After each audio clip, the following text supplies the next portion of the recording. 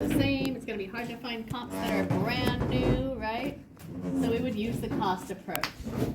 We also use the cost approach with special purpose property, where it wouldn't be easy to rebuild it. Maybe we think of a library or a hospital. You might use the cost to rebuild it, not so much the square footage. And public buildings, we typically use the cost approach for.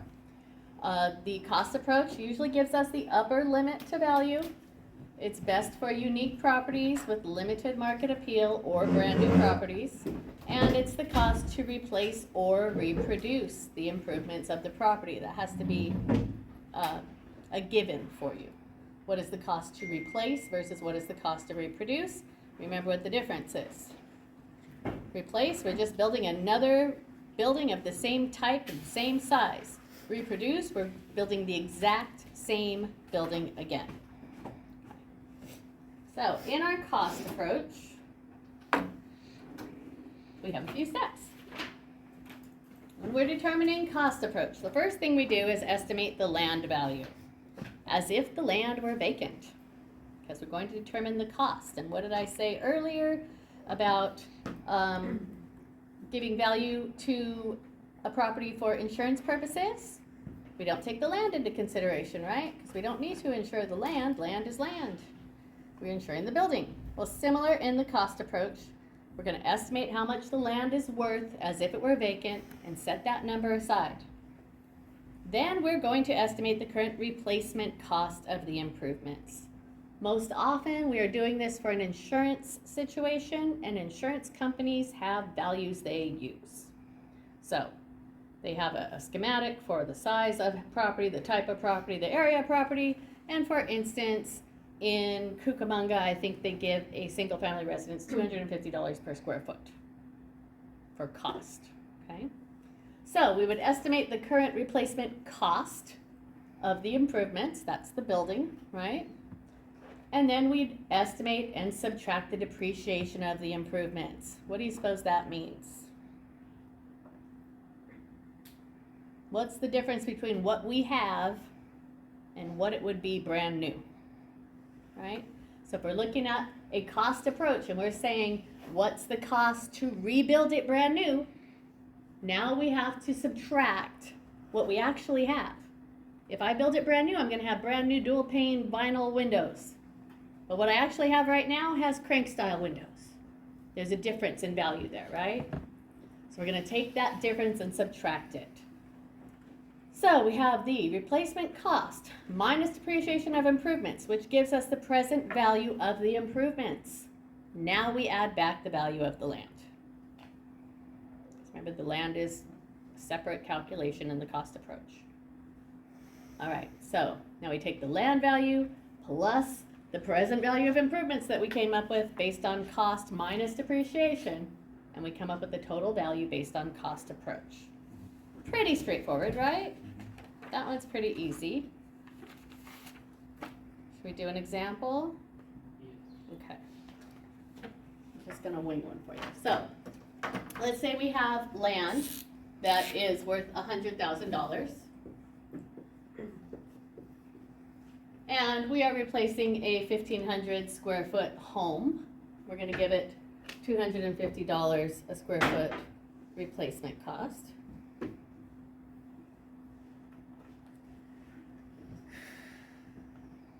That's $375, replace the building. But we look at the building we actually have, and we realize that the kitchen is dated, and our new kitchen, to achieve a new kitchen in this house would probably cost us $20,000, right? So we're going to take our depreciation. We're going to say that our dated kitchen is depreciated about $20,000.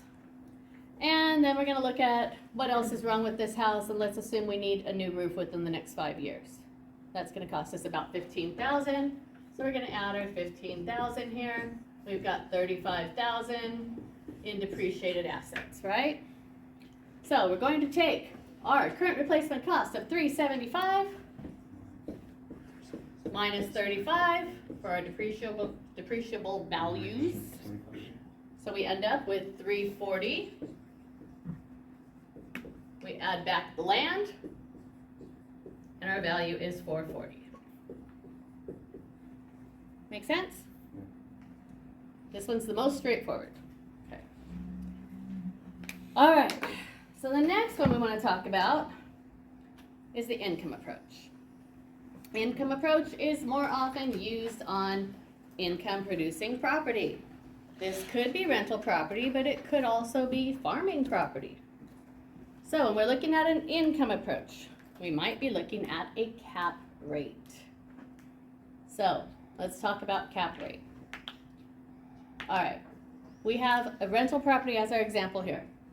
When we're basing value on income produced by a property, and it's a rental property, we are going to use a formula that starts with our gross scheduled income. Anyone know what gross scheduled income is? It's income overall. Overall income based on 100% occupancy and market rates. It's the best we can get, right? If I have a 10-unit apartment complex with a market rate of $2,000 a month, $20,000 is the best we can get if all 10 units were occupied, right? Okay, so our gross scheduled income is the annual income maxed at 100% occupancy, assuming market rents. We take our gross income. Now, we're going to deduct vacancies. You might be thinking that we're going to look at our property and say, how many are vacant? Wrong. We have a vacancy index, if you will. So in any given neighborhood, an appraiser has access to the average vacancy factor. They apply that local vacancy factor to the gross scheduled income, along with any bad debt.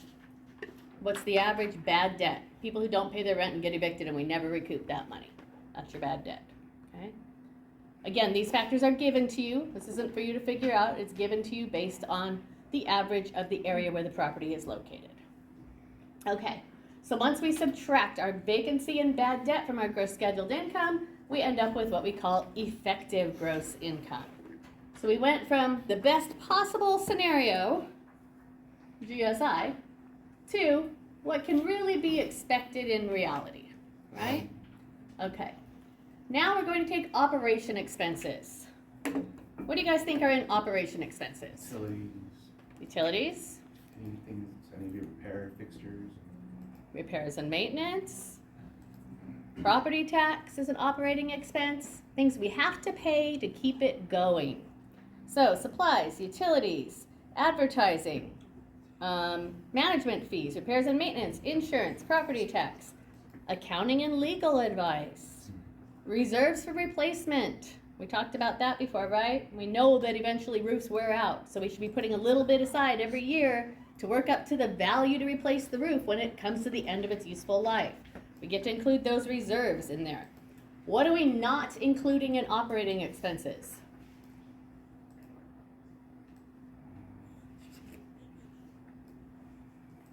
Come on.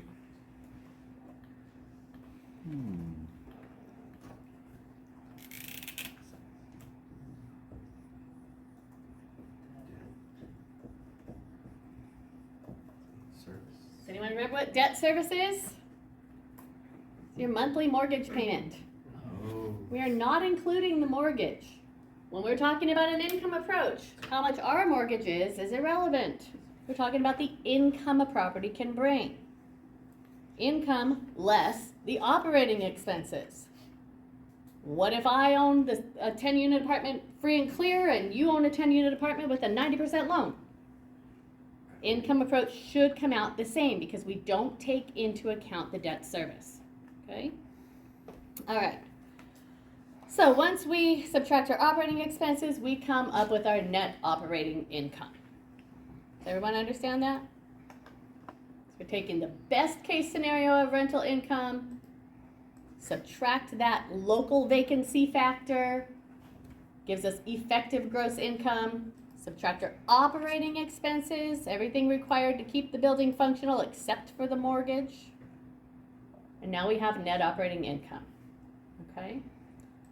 All right, so our formula is net operating income over cap rate equals value, right? All right, so when would we use this? We would typically use a cap rate when we are appraising a rental property, more often in commercial rental properties. The cap rate is basically the rate of return on your investment, okay? So, give you the formula here. All right, so I equals R times V. That is our net operating income equals R times V, cap rate times value. The higher the cap rate, the lower the value. How do you suppose that works? Well, I have a property I want to purchase. It has $30,000 a year in income. At a 10% cap rate, that property would be worth $300,000. But what if as an investor I won't take less than a 12% cap rate? What would I pay for that property to accomplish a 12% cap rate?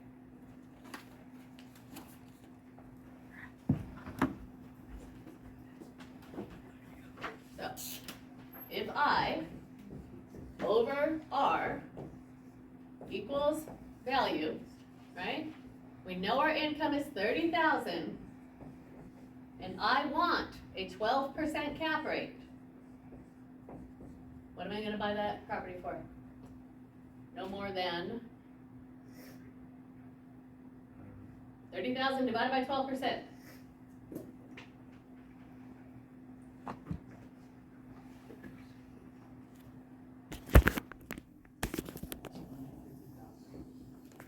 $250,000, right? So if I'm insisting on a 12% cap rate, I don't want to pay more than $250,000 to bring in $30,000 in rent, right? But if I'm willing to settle for a 10% cap rate, then I can spend up to $300,000 on this same property and accomplish a 10% cap rate. You see the inverse relationship. The higher your cap rate, the lower your purchase price. The lower your cap rate, the higher your purchase price. Inverse relationship. Question? We're gonna do a couple more, so. Okay. Is that the percentage that the person receives after you sell it or something? Or? That is what a buyer is willing to pay. And normally when you're dealing with cap rates, you have a buyer who says, I want to buy a property. I had an accountant. I want to buy an office property, but I want to make sure my cap rate is at least 8%. So we'd go look at office properties. We'd see how much rent that property can bring in, divide it by 8%, and that tells him the max he wants to pay. Does that make sense? It also works the other way around.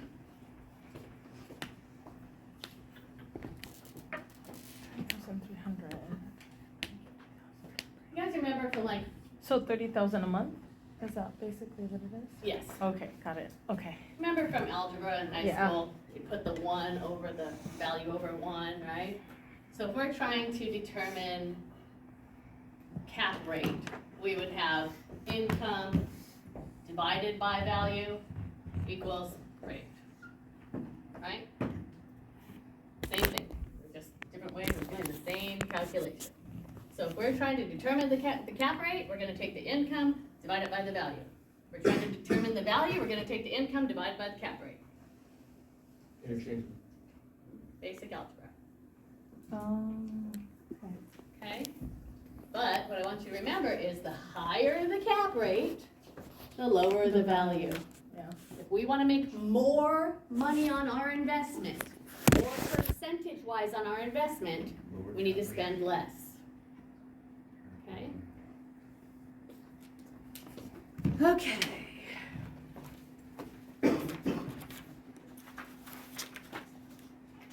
We're going to do a couple problems at the end, okay, but I want to get through all of these before we do any more examples. Okay, our next one from an income approach is the gross rent multiplier. Gross rent multiplier is just the calculation of how many times the property's rent goes into the price. It can be based on a monthly rent or an annual rent.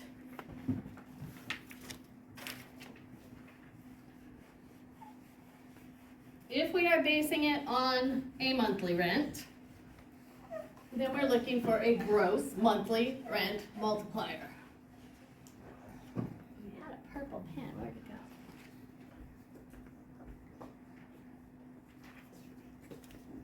Probably over here. No. That'll turn out. Okay, so if it's monthly, we are calculating a gross monthly rent multiplier. If it's annual, then we are calculating a gross rent multiplier. If you see this when you're out there in commercial, you're most often going to see the annual. On your test, it might ask you to do it monthly.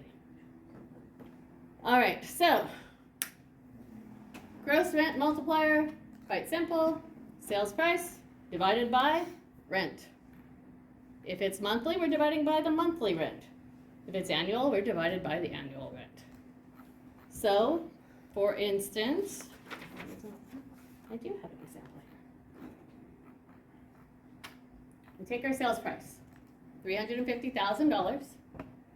We can receive $2,000 a month in rent.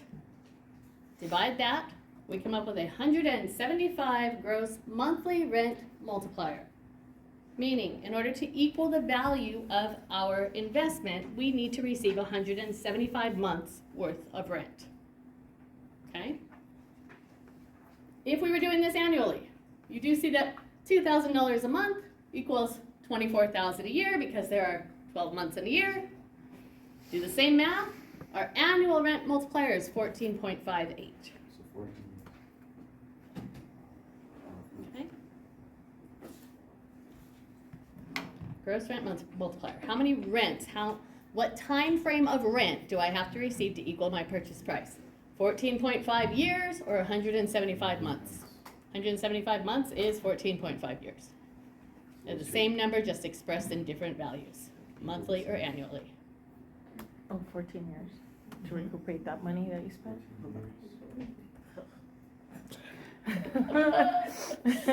All right, so your gross rent multiplier is determining how long, how many terms it will take you to recoup your investment based only on rents.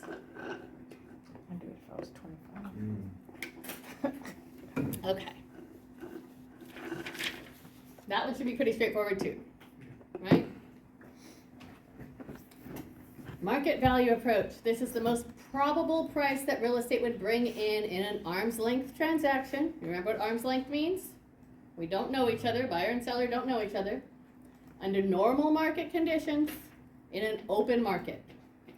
It's best used for existing 1 to 4 unit residential property, vacant land, and condos. So, let's talk about comps. Now, if you've already taken, or if you are taking 52 practice, we've talked about comps a little bit already in 52. But comparables, or comps as we call them, are taking homes that are similar and comparing them to our subject property. Typically, we will take 3 to 5 comps on a home. Similar properties that are similar in size, similar in architecture, style and character, and in similar neighborhood, so proximity to each other. And we're looking at sold properties when we're talking about comps. We might also look at expireds, and we might also look at actives just to see what's happening in the market. Something sat on the market for 6 months and expired, we want to look at it and see why. If we're looking at actives, we want to see where our competition is.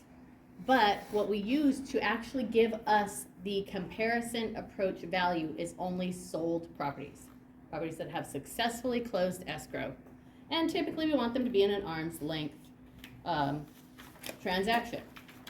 So if we have a property that the owner passed away and he had 3 children and one of them decided to buy out his other 2 siblings and purchase the house, would we use that comp? No, because that comp would only reflect 2/3 of the value. And it would be based on the value between siblings, not arm's length, right? So we want to use arm's length transactions between a willing buyer and a willing seller in an open market. All right. We want to make adjustments for the differences between the comps and the subject property, whether it has amenities or whether it has depreciated factors. So if we have one property that is basically the same as our subject property, but our property has a 2-car garage and that one has a 3-car garage, we're going to we're going to subtract the value of one of those 3-car garage from the comp to come up with the value for the subject property, to make them the same, right? What if it's the other way around? What if we have a 3-car garage and our comp has a 2-car? Now we're going to take the comp and we're going to add the value of one more garage to it to make them more the same, right? Comparison value approach. The result gives us a value range for the subject property, and from the value range we select the probability market value of the subject property. All right, so let's do a real easy, quick and dirty. Let's say we have our subject property.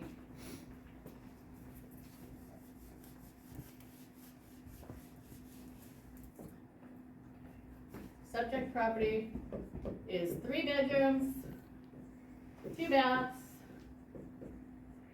2-car garage with a pool. We take comp 1, comp 2, comp 3. Okay, we're going to assume this one also has 3 bedrooms, this one has 3 bedrooms, this one has 4 bedrooms. This one has 2 baths, this one has 1 bath, this one has 2 baths. This one has a 2-car garage, this one has a 2-car garage, but this one has a 3-car garage. Our subject property has a pool, and nobody else does. Right? So, we're going to compare it to property 1. 3 bedrooms, 3 bedrooms, 2 baths, 2 baths, 2-car, 2-car. Hey, this is a straight-on comp, right? They're pretty darn close to each other. We can use the value of this one in comparison to our property, just as it is. Let's say it went for 300. Okay, over here we have 3 bedrooms, but here we have an extra bath than they had. So we're going to need to add for that extra bath. Depending on your neighborhood, depending on your quality of home, etc., the value of a bath will change. The appraiser has the value of the bath, so on your exam, a value of a bath will be given to you. For this example, we're going to say $5,000 for a bath. Okay, we have a 2-car garage. Oh, I forgot over here, sorry. Got the pool. Yeah, you said 1 pool, that's what I was like, huh. Okay, so we're gonna give the pool, this one has no pool. We're gonna have to add for our pool, we're gonna give the pool $20,000 in value. So if this one sold for 300, we'd add that 20,000, we'd now have a comparable value of 320. Okay. Okay, thank you for catching that. Not telling me. Okay, so here we're adding 5,000 for a bath. We've got a 2-car garage, no pool, so we need to add another 20 here. So if this one sold for 300, our comparable value would be 325. Okay. Over here, we've got an extra bedroom. What's a bedroom worth? Well, it'll be given to you on the exam. I'm going to say a bedroom is worth 5,000, so we're going to subtract 5,000 from this one. We've got the same number of baths, but we've got a 3-car garage, and our property only has a 2-car garage. So we're going to subtract 5,000 for the garage, right? And this one doesn't have a pool, so we're going to add 20 for the pool. Let's assume this one sold for 350. What's our comparable value? Well, it's 350 minus 10 would be 340 plus 20, 360. So now we have 3 comps. 320, 325, and 360. Well, where'd you get the 20? This one? No, at the end. Oh, the pool. Oh, you add a pool too? On all of them? Yeah, we added 20 to each one for the pool. Nobody else had a pool. Okay? The numbers aren't that important. What's important is that you understand what I did. Okay. So we're trying to make all of these properties similar to our subject property and adjust their value as if they were similar to come up with our comparable values. And it's not unusual when you're out there doing comps to have comps that are far apart like this. 320, 325, and 360. At this point, we're going to say, well, which one weighs heavier and which one's closer. And these two are so close to each other, they're probably more accurate than this one. It's more of an outlier, right? This is all what the appraiser does behind the scenes in analyzing their data. Okay. Comparison approach. So, what do we compare in comparison approach? This is kind of when I told you about the fill in the blank and check the box that the appraiser uses. This is kind of what their fill in the blank form looks like. You have the subject property, the descriptors over here, and then you have your comps right here. Comp 1, comp 2, comp 3. And we give it the address. There's usually a map below this that has each one so we can see how close they are. And then you can see the sales price. Tells us what the sales price was on each. Subject property, this is the asking price, right? We're looking at dates. Dates should be within 6 months of each other. We don't want to use a comp that's more than 6 months old unless we absolutely have to. Sometimes we have a really slow market and nothing has sold. We'll go back up to a year. Okay, but most of the time we want to be within 6 months. So the date plays a factor. The location, they're all in the same type of location. We want to use the same type of location. You don't want to compare a suburban property to an urban property, right? I mean, that's just common sense. They're different uses, different values. Does it have a view and where is it located? So this one is an inside lot. These two are corner lots. Typically corner lots are a little bit bigger and they offer a little more curb, right? You don't just have the curb in front of you, you have the curb on both sides. They sell for a little bit more. Is this an old data? Or what state is this from? Oh, this is just made up data. Okay. We want to make sure that our design is similar. This is a Rambler. A Rambler is typically a one-story ranch-style home. Construction quality, good across the board. We want that to be as close to the same as possible. The age, they're all similar in age. If we had one of these that was 30 years, would it be a good comp? Do we comp a 30-year-old house to a 6-year-old house? No. Completely different. Rooms, number of rooms in the house. Yeah. 8, 7, 6, pretty close. We've got 2 4-bedrooms, 2 3-bedrooms. We've got 2.5 baths or 2 baths. Now the living area. I try to keep my living areas a little closer than this. We're at 20% difference here. Can you see that?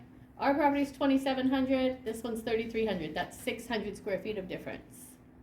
This one's 2,350, that's 350 square feet of difference. This one's 2,150, that's 550 square feet of difference, right? So then we're gonna factor in our square footage as well. Whether it has a similar garage, luckily these all have 2-car attached garage, and nobody has a pool, but they all have patios of similar size, right? We've got a little additional data here that you might take into consideration. I would say the biggest thing to take into consideration here, this one has a dishwasher and a garbage disposal. These don't. Garbage disposals are like $75, guys. We're not even gonna factor that. $200. But central air, Central. is a no huge central difference. air. Ooh. That's a big one, Yeah. right? Well, that's a big one in California. What if this house is in Minneapolis? Oh, no. Probably not so much. It doesn't get hot enough there to really have a huge demand for central air. But here in California, central air would be a big factor. So you'll see where he put in comments here. Subject has superior energy efficiency to comps 2 and 3 and is at least equal in this respect to comp 1. Principal difference between comp 1 and 2 is square footage. So we're saying they are alike in their energy efficiency, but they're less alike in their size. Square footage is more variable between 1 than it is between subject and 2. There's not much of a difference. So these are all of the different things you might take into consideration as an appraiser. All right, arm's length. We talked about arm's length. To have an arm's length transaction, neither party is under duress. Nobody has any unusual burden on them to buy or sell. The property is on the market for a reasonable time. We're not making someone buy it immediately. We're not keeping it on the market for 3 years. Both parties have full knowledge of the property's assets and defects. No unusual circumstances exist, like a relative. And the price was not affected by special financing. How many of the homes bought in COVID do you think should probably be considered bought during special financing? We're using them for comps. Yeah, all of them. All of them, right? All of them that refinance around that time. Yeah, So those rates will never be like that again. I don't think so. Not in our lifetime. Not in our lifetime, right? Not if COVID happens, like, well, I think there's systems in place now. Yeah. They figure So it even if we out. have another pandemic, It it wouldn't be shouldn't like affect that. us like this. It's kind of like comparable to 2008. I don't think we'll ever go there again. Never again. Okay, so here is our sample question. Sort of similar to what I did over there. We have our subject property we're trying to come up with a price for. We're looking at two comps. There's the differences between the properties, and they tell us a bedroom in this area is worth $15,000, a bathroom is worth $10,000, a garage is worth $5,000. Can you calculate the comps? Our first one, we have 3 bedrooms, it has 4 bedrooms. How much do we need to add or subtract from the comp value? Subject property has 3 and the comp has 4. So to bring the comp's price similar to our subject property, what are we gonna do? 3 plus, We're gonna subtract 15,000. Right here, it tells us a bedroom is valued at 15,000. So on this one, we're gonna subtract 15,000 right here on this line. Bathroom, now it has an extra bathroom. The bathroom's worth 10. So now we're gonna subtract 15 here and add 10 there. Right? Oh, sorry, subtract again. oh wait, Subtract 10 here because it's got one more bathroom than us. More bathroom. It's got one more garage than ours. So now we're gonna subtract 5. So we're subtracting a total of 30. Does everyone agree? 30,000. 30,000, so we come up with a value of 380. Okay? All right, let's look at comp 2. We're starting with 350. This one has only 2 bedrooms, and our subject property has 3. What are we gonna do? Add, how much?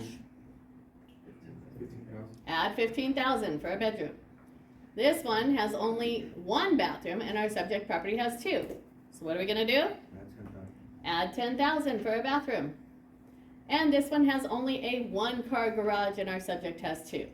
So what are we going to do here? and 5,000. Add 5,000. 30,000. So now we're adding 30,000 instead of subtracting 30,000, and we're coming up with a value of 380. Right? So, in this very simple example, what would you say our property is worth? We have 2 comps. When we adjust them to match our subject property, they both equal 380. Therefore, the value of the property is 380.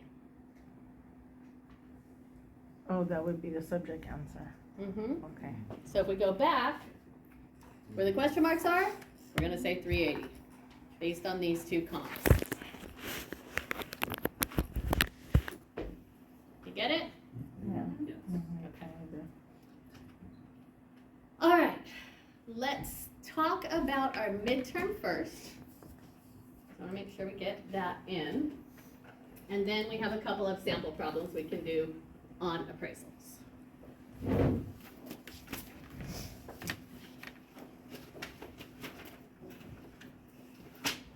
definitely handing this out, whether we get to it or not. These are 3 appraisal questions that are really good for you to figure out, and all of the important terms from this chapter. A lot of terminology in this chapter. I think I'm going to pass them around for me.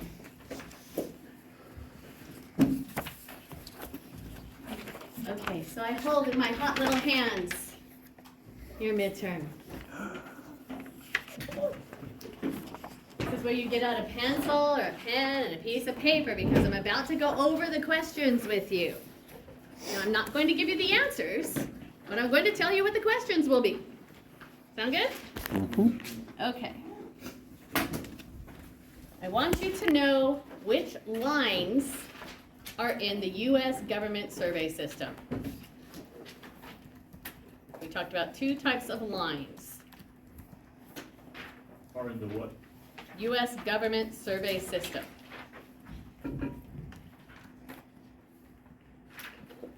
On page 125 in your book, there is a list of special terms.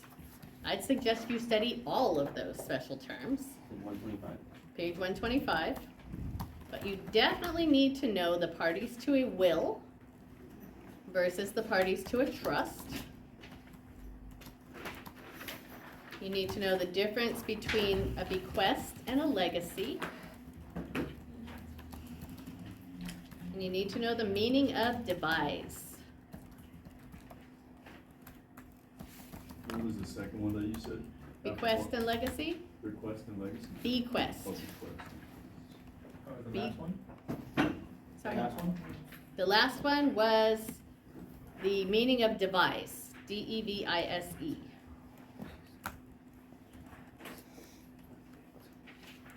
All right.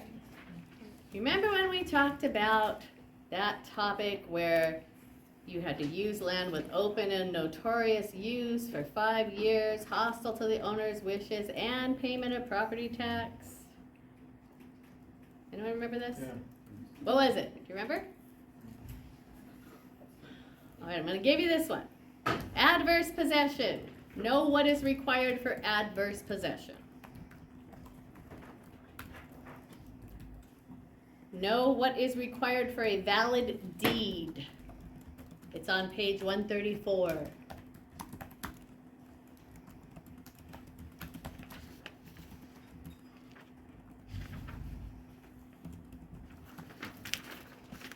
Okay.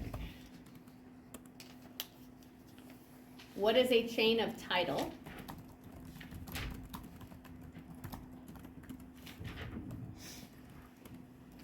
What implied warranties are made in a grant deed?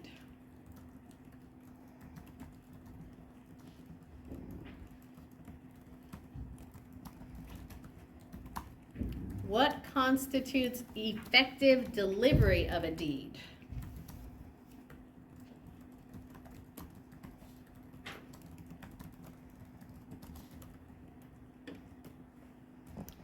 If we have a probate sale and it goes to court, and we have an extra bidder in the courtroom, how much more do they have to bid above the original bid?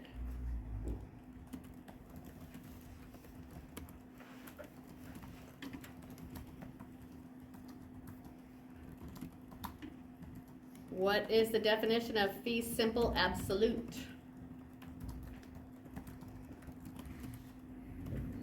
What was the last one? What was the definition of absolute? Fee simple absolute.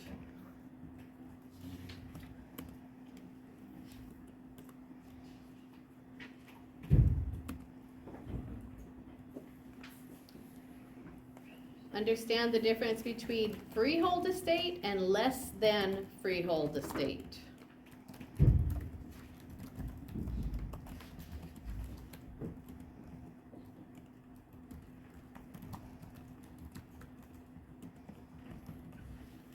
What are the 4 unities of joint tenancy?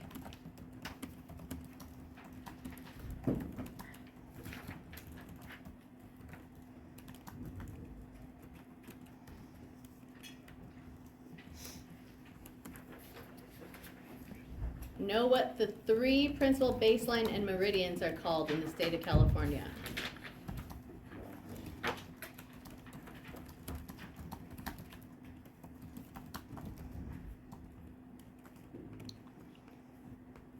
In Top Point? In California, we have 3 of them.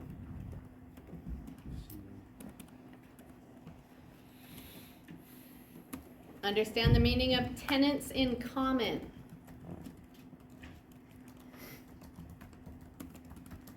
Remember when we did that exercise where we had 3 tenants in common, and one of them sold off to, or sorry, 3 joint tenants, one of them sold off, so now we had 2 joint tenants and a tenant in common? Understand how all that works.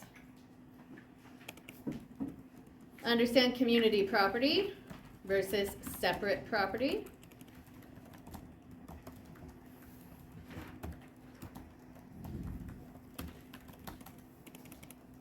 What is a life estate?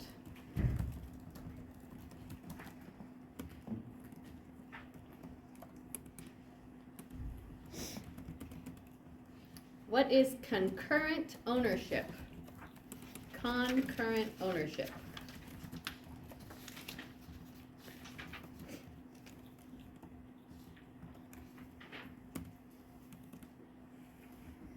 Did I already say the unities of joint tenancy? Yeah. There's more than one question on that. What is a life estate? More than one question on that too.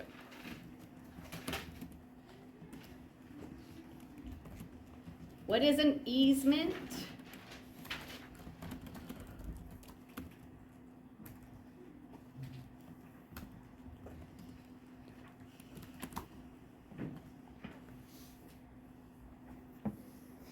And under the term of easement, what's the difference between by prescription or by adverse possession?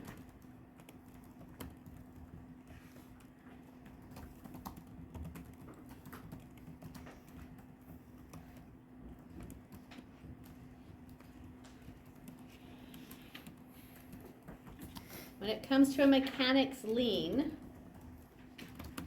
what are the time periods for filing?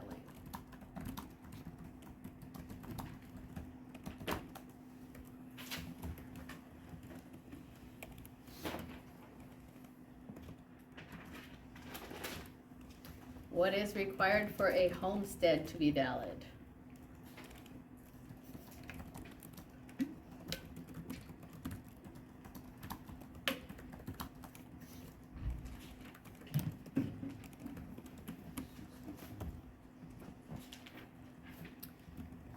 How long is the homestead value protected after a homeowner sells?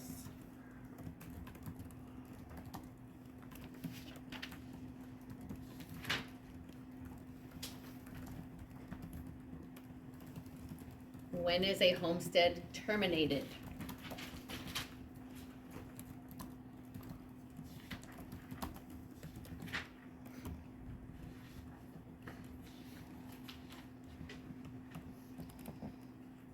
What is the difference between a dominant tenement and a servient tenement? This has to do with easements.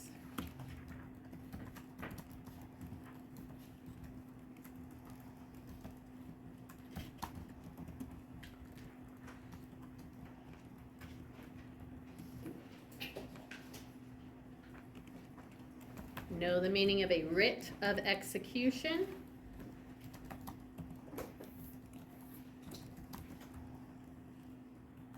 And know the meaning of a foreclosure. It was foreclosure, and what was the other one? Writ of execution.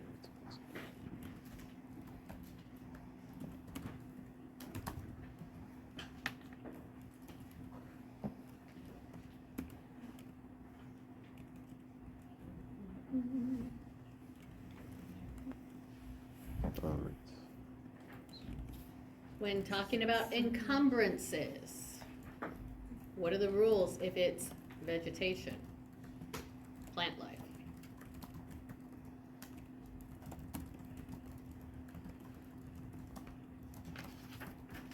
Rules regarding the plant life?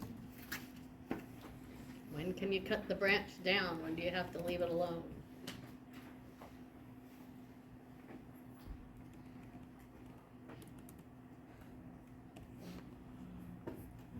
What is a notice of non-responsibility?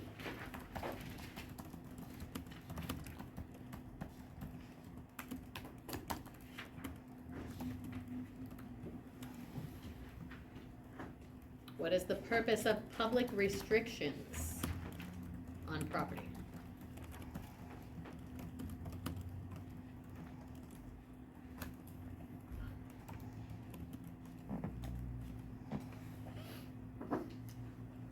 All right, understand the different types of liens.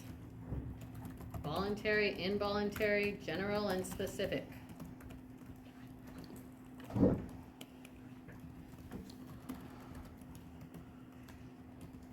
Voluntary, involuntary, and specific. General and specific. General.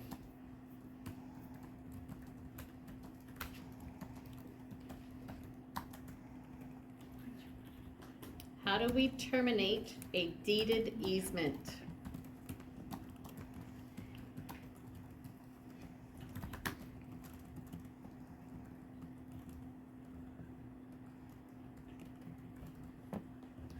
What do we call an interest-only loan?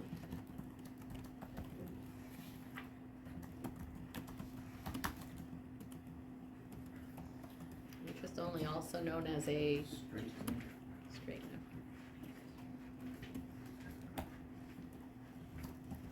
What are the phases of real estate financing?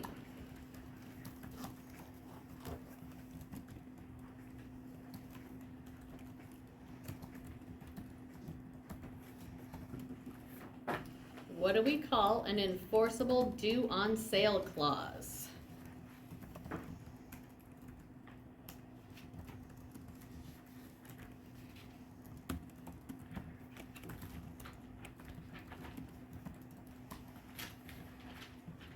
What is negative amortization?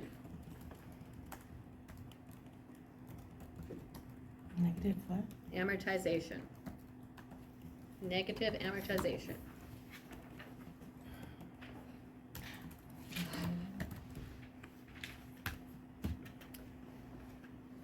What is the definition of an installment sales contract?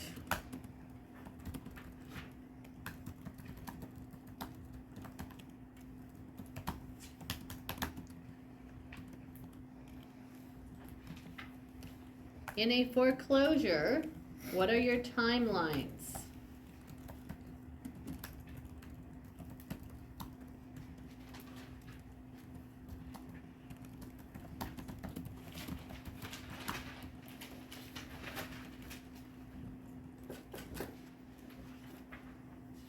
What do we call the penalty imposed for paying off a loan early?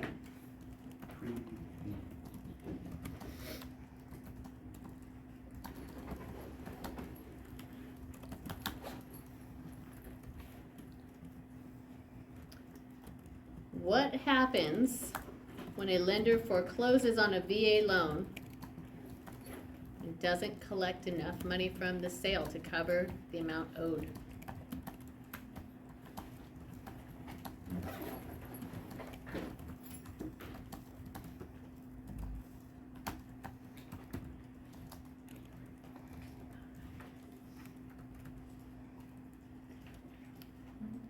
I hate that this question's on here, so I'm giving you this one.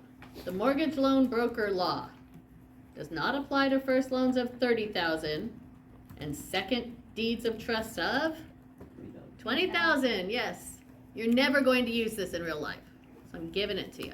I'll find a way, Will you?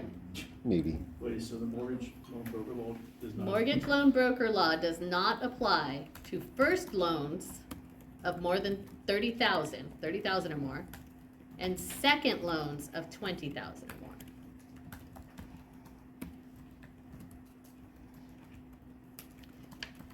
What does RESPA stand for?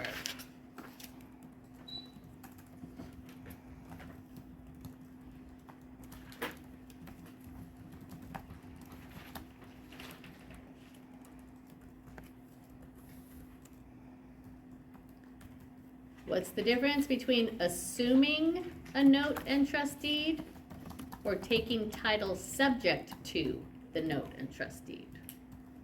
Assumption versus subject to.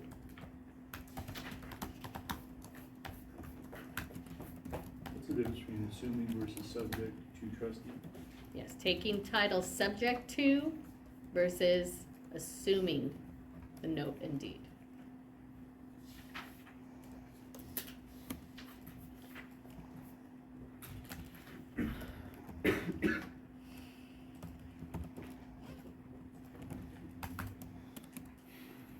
What happens in a trustee's sale?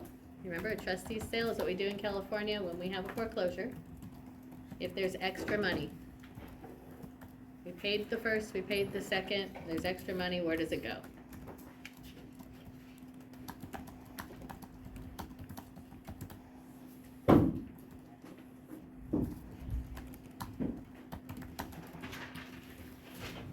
What is an installment note?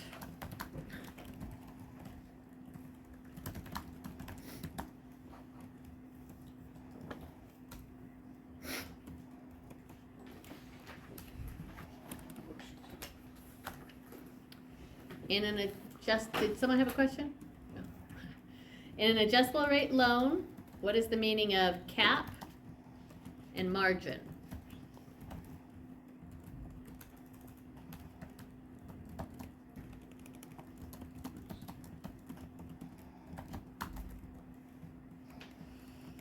One more time. In an adjustable rate mortgage, an ARM, what is the meaning of cap and margin? Thank you.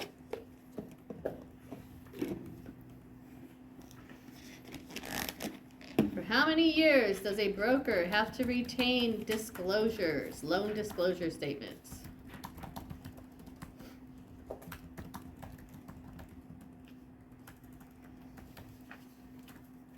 What is a subordination clause?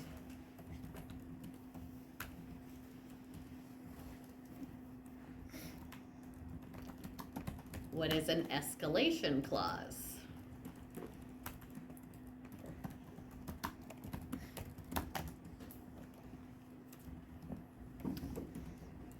What is the meaning of alienation?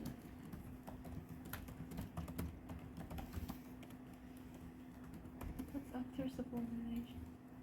What's after subordination? Escalation.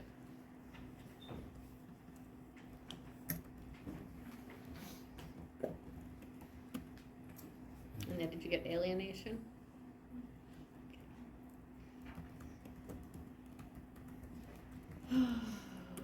Okay, what is a loan to value ratio?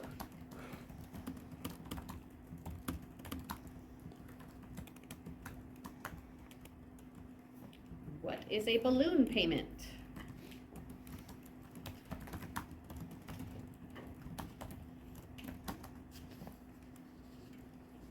Know the difference between an institutional lender and a non-institutional lender.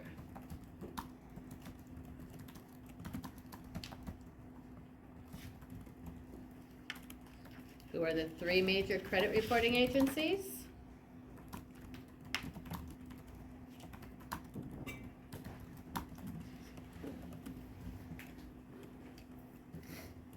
Who signs a seller's financial disclosure statement?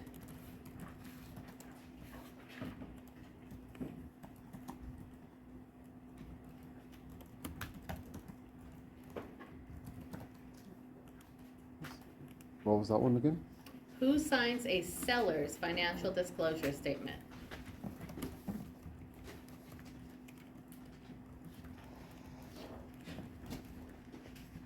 What are the three C's?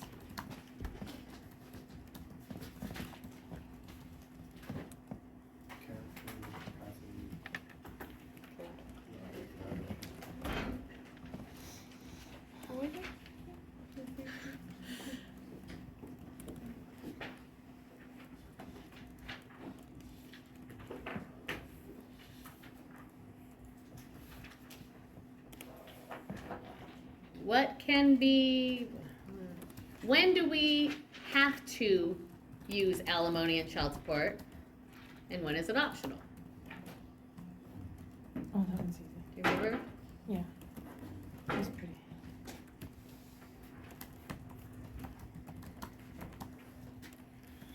What is the ultimate source of mortgage loan funds?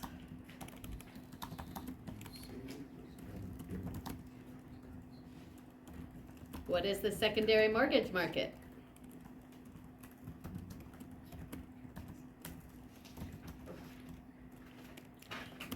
What's the official name of Fannie Mae?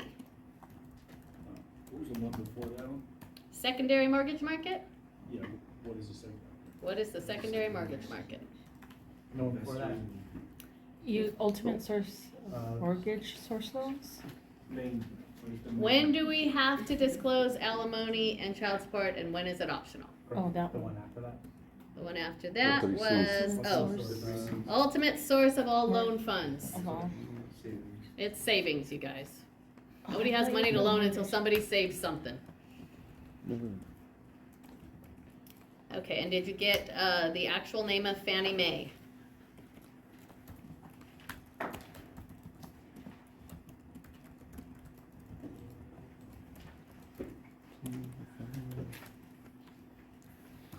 What are the major types of lenders? How many questions is this ask? 100. Why does this one seem longer than the first one? What are the major what? Major steps of lenders? Major types of California lenders.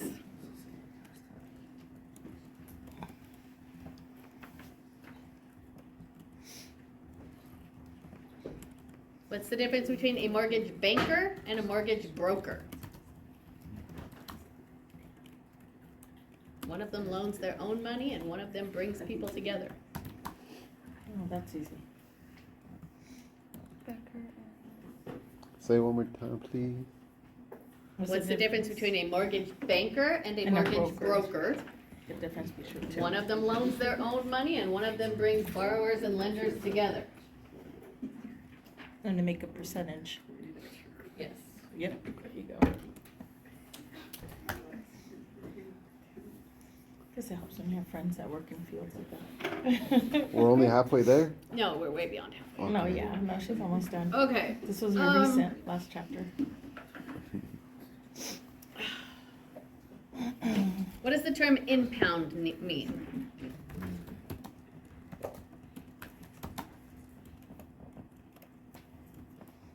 Define purchase money mortgage.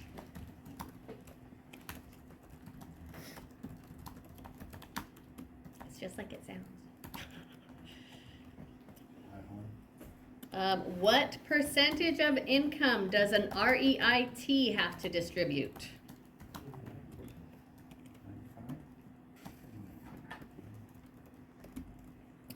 For gross income purposes, how many years work history does a lender want? 2, We had that one earlier tonight. yeah.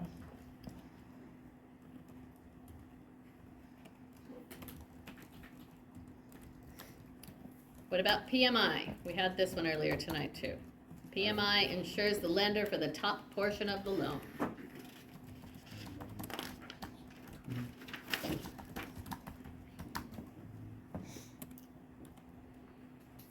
Who requires a CRV appraisal? CRV. That's easy.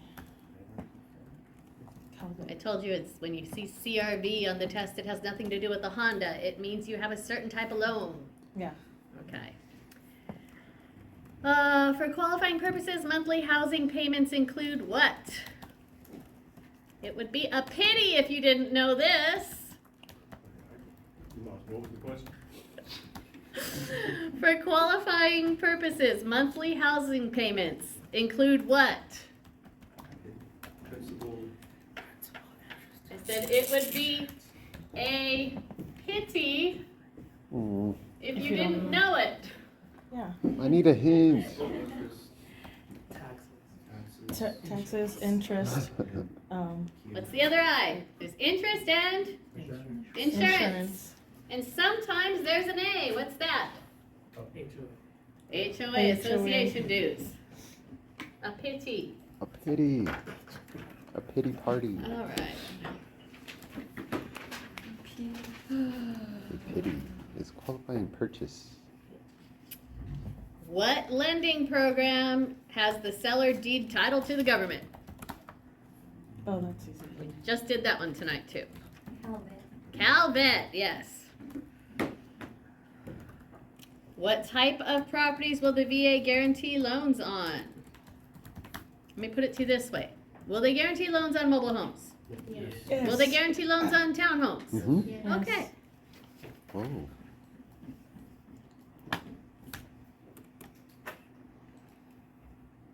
What is a holder in due course?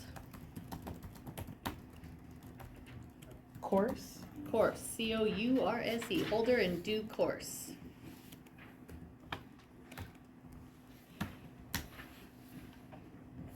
Now this one we just covered tonight. Let's see if you remember. What is the most important consideration in an appraisal?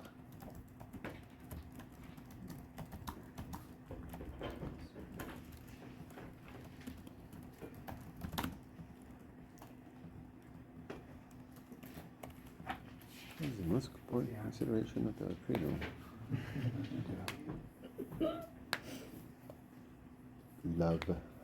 All right, the market approach, also known as sales comparison approach to value, is most important for determining the value of what? Anticipate. Market approach, also known as sales comparison approach. Sales comparison. It's most important for determining the value of what? Oh, my bad.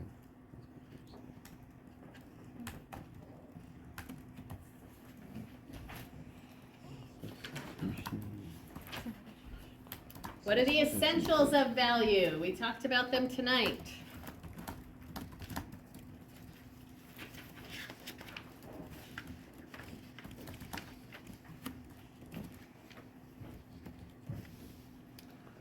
Essentials of value.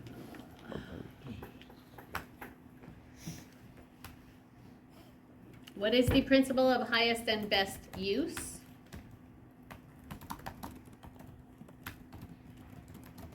What is the principle of substitution?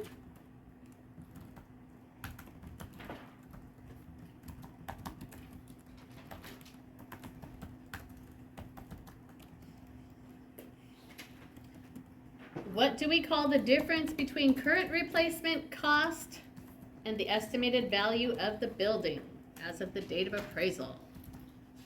Hmm? It's a certain type of depreciation. What do we call the difference between current replacement cost and the value of the building as of the date of appraisal?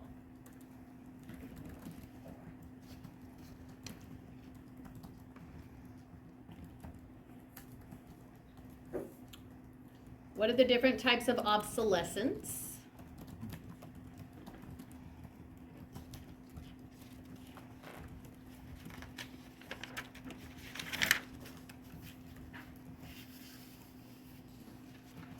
When do we use the cost approach?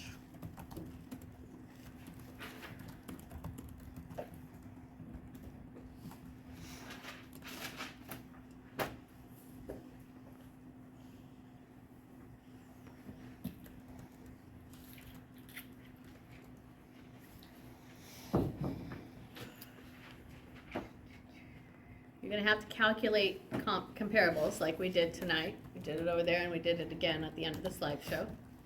So be ready to make a calculation of a comparable.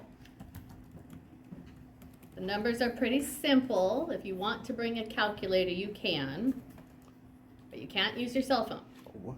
okay? Okay.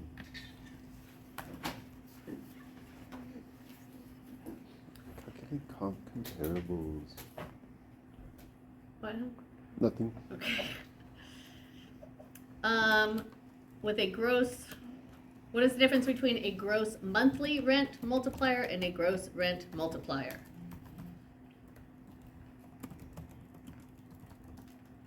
And how do you calculate them?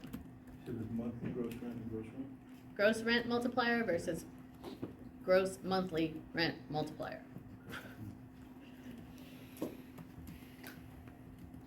I still know. One of them we calculate by the month, one of them we calculate by the year. Yeah. The question. What is objective value, also known as?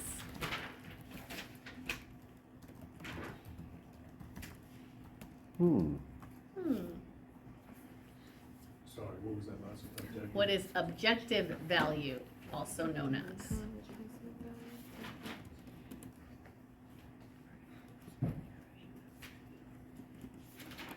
What do we use real estate appraisers for? Do you remember that first slide where we had all those different things we need appraisers for? Insurance, taxes, lending, Estates. Oh wait, no. market value, yep. Yeah. All right, remember when we did the calculation a few minutes ago? And I told you that we didn't use debt service. Hmm?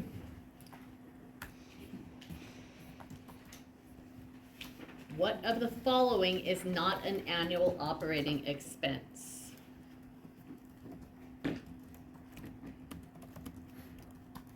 Told you at the same time when I said we don't use debt service, there's one factor we don't put into an operating expense. The mortgage, your loan amount, your loan payment.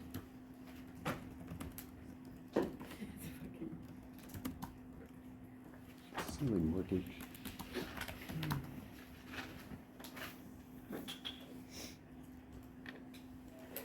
What goes into the cost approach?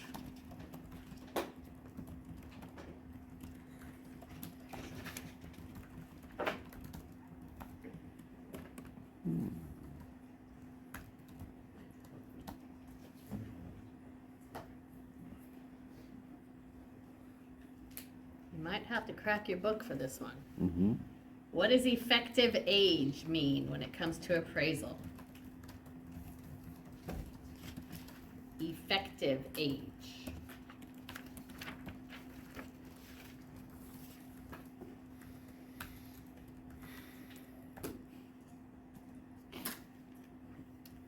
All right, what appraisal method would we use on a government building?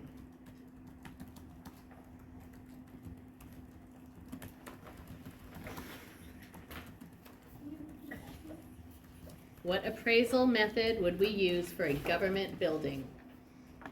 It's in the slideshow. There was one appraisal method we said for government buildings.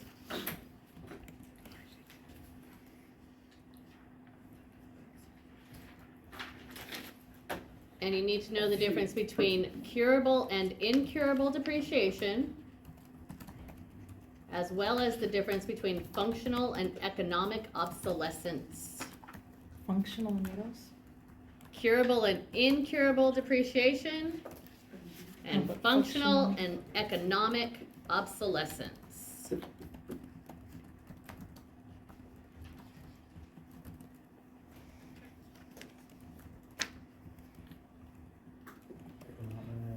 Obsolescence. Whoa. That's it, I just spoon-fed you the midterm. This chapter was a mouthful. There's a lot on the appraisal chapter. That's what I started this evening with. Who read the chapter? So trust me, guys, go read the chapter. Do the vocabulary. Make sure you understand the terminology. There's a lot of it in this chapter. Okay. So I handed you out.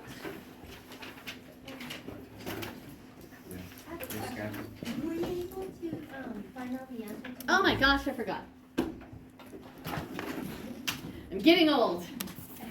It's okay. Getting so the are we. dementia. So are we. That was for the quiz. For the Chapter quiz, 9. there was one. That There's a few 80, questions or that whatever. 85 one or whatever. It was the it is. percentage. 33 to 36? Yeah. I'll tell you, in practice, we use 36. For our back end ratio, we use 36. Yeah, but in in the that book- question, I'm not sure. I want to see what they. Because you did both, right? I did the both too. Right. I don't know what question was right on that. What are your other 4 classes? Or is it 4? Or 3?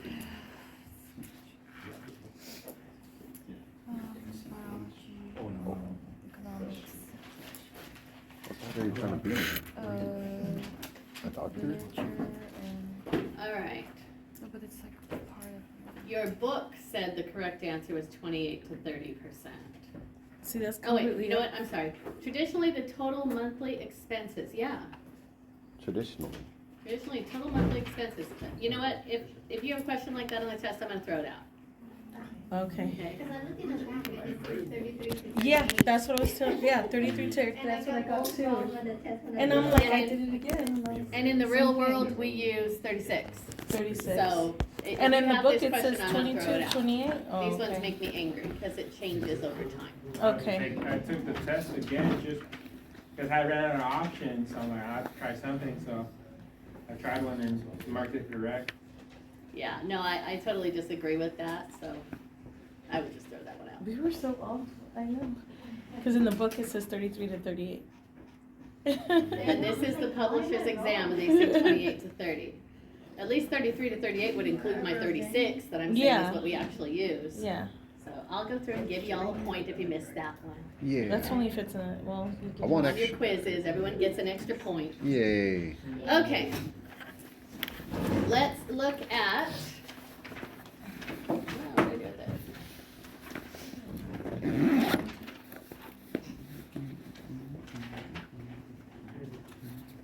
Okay, you guys have the handout? Yeah. It should be on practical application.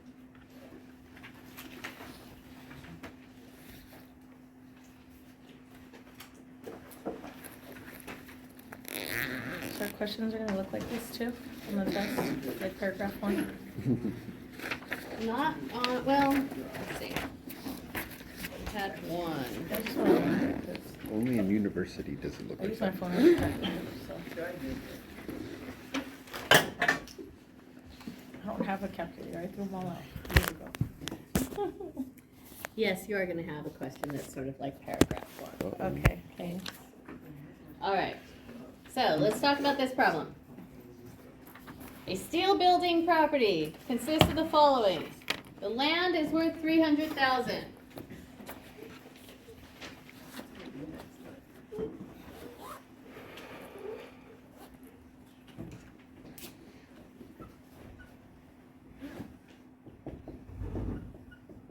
Okay. The land is 300,000. The main structure is 200 feet by 40 feet.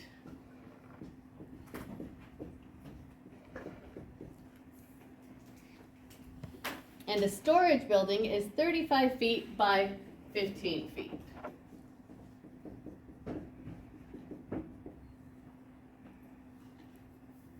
A cement slab and other improvements have a present value of $27,000.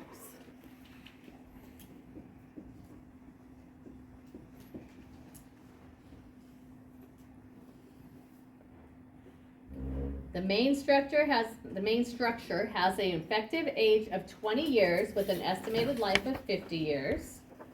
The replacement cost of the main structure is $65 per square foot.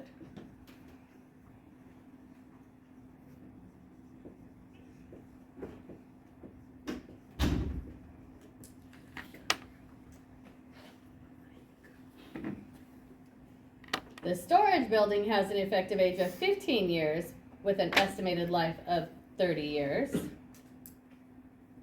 The replacement cost of the storage building is $20 per square foot.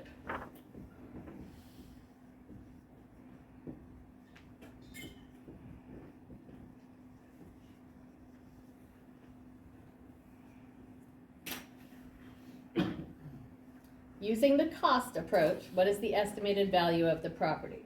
Rounded to the nearest thousand. Okay, so do we remember the cost approach? Mm. So the first thing we do in the cost approach, set the land aside. Okay, so we have land, 300,000. Mhm. What do we do next? Cost approach.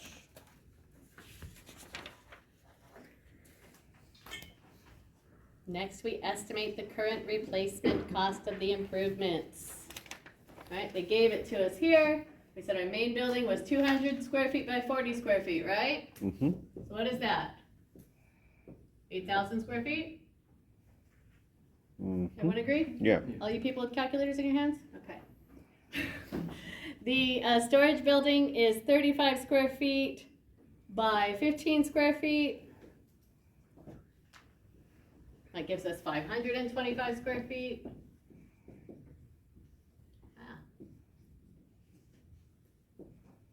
Okay, and we know that this one is worth $65 a square foot.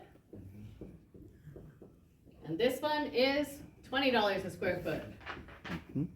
Right? Yes. Okay, so what is our replacement cost? Jesus. 8,000 times 65 gives us 520,000.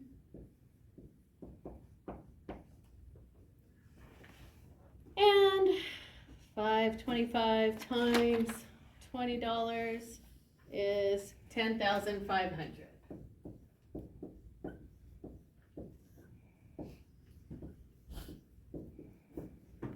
Okay, so to replace the buildings would cost us $530,000, 500. All right, hopefully I got the math right on that. No, I did it wrong. 200 square foot by 40 square foot, 8,000 square feet times $65 is 520. Oh, I'm sorry, we're doing one property at a time. Okay. All right, so next, in our cost approach, we calculate the replacement value. Now we have to estimate and subtract the depreciation. Now it told us that we have a 20-year building with an estimated life of 50 years. So, 2/5, right? What is that? Wait, you said 50 years? It says 30 years, no? The main building. The main Oh, structure main. has an effective age of 20 years with an estimated life of 50 years. Oh. Get to our depreciation here.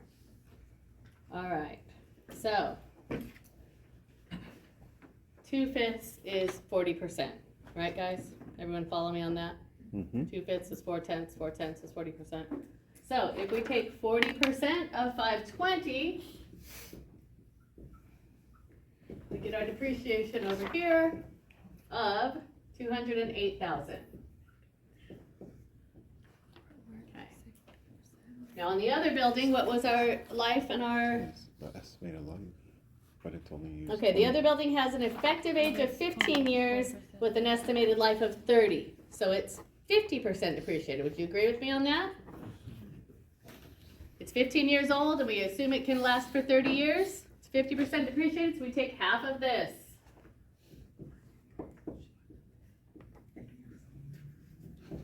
Anyone? 5,250. Thank you. Whoa. Numbers the same, so don't confuse you. Okay. All right, so we are looking at to replace the main structure. Yeah, on the front for sure.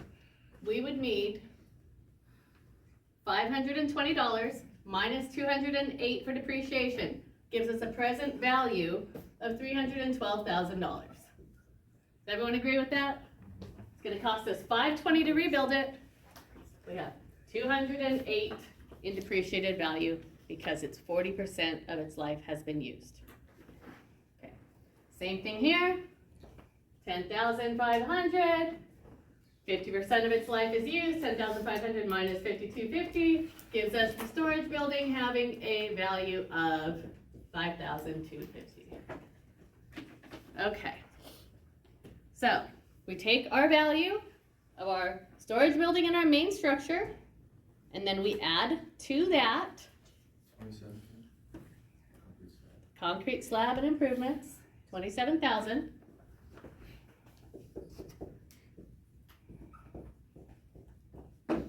What does that bring us to?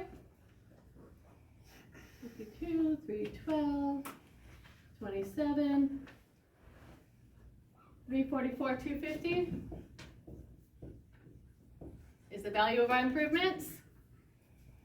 Now what do we add? It's the last thing we add back. The land. So we should come up with a total of 644, 250.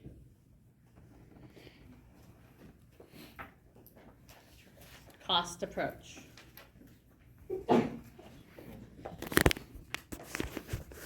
Did you follow? Can you do this on your own? Sure. Sure, right? Okay. There are two more on the paper I handed out to you for practice.